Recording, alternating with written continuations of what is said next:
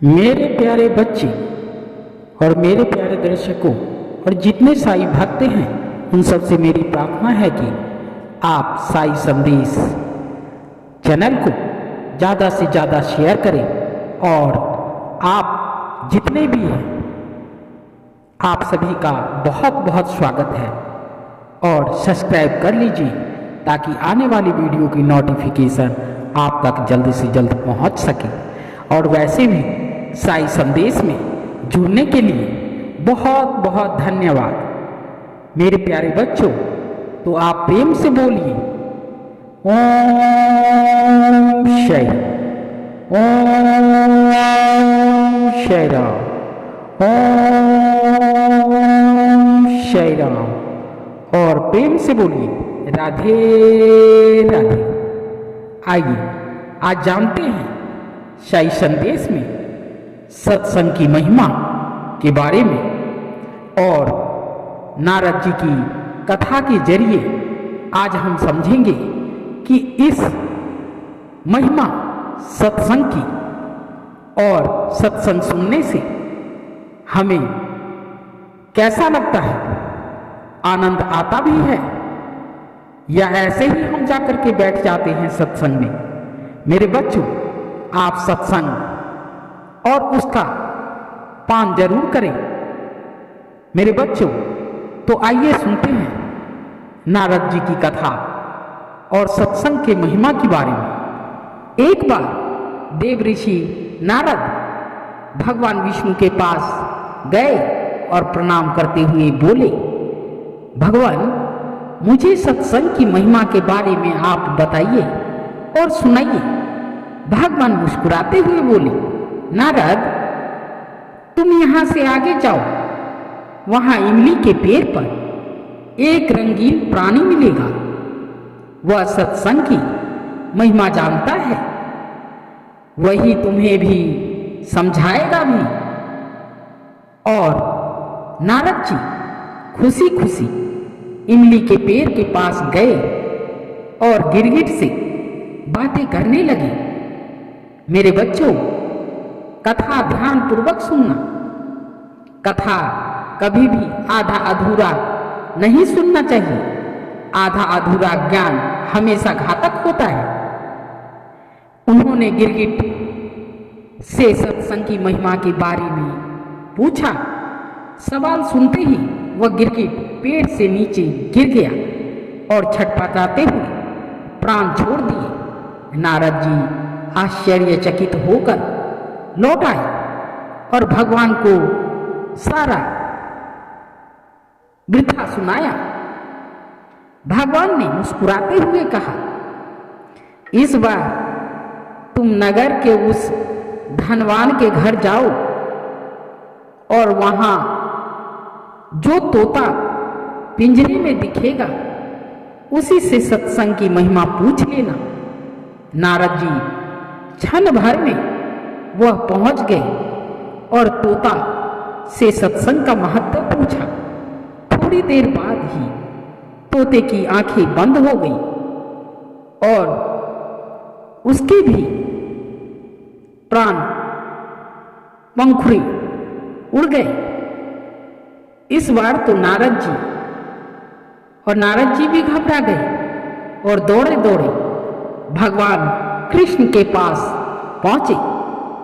नारद जी कहा और नारद जी कहने लगे, भगवान यह क्या लीला है? क्या सत्संग का नाम सुनकर मरना ही सत्संग की महिमा है? भगवान हंसते हुए बोले, यह बात भी तुमको जल्द ही समझ आ जाएगी। इस बार तुम नगर के राजा के महल में जाओ और उसके नवजात पुत्र से अपना प्रश्न पूछो। नारद जी तो थर थर कांपने लगे और बोले, अभी तो पक्षी ही अपने प्राण छोड़ रहे थे।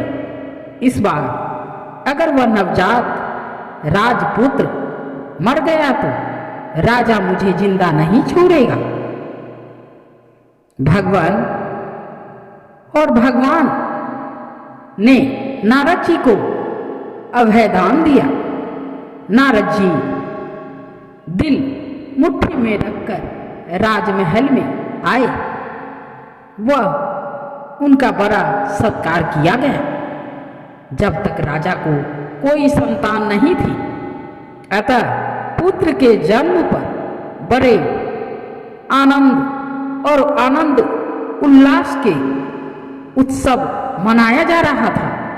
नारद जी ने डरते डरते राजा से पुत्र के बारे में पूछा। नारद जी को राजपुत्र के पास ले गए और ले जाया गया।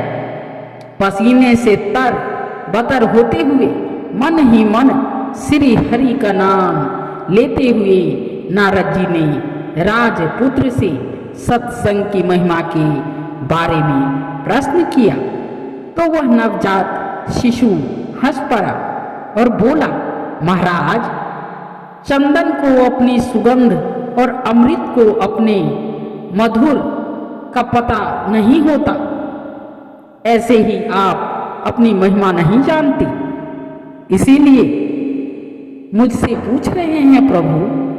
वास्तव में आप ही के क्षण मात्र के संग से मैं गिरगिट की योनि से मुक्त हो गया प्रभु, और आप ही के दर्शन मात्र से तोते की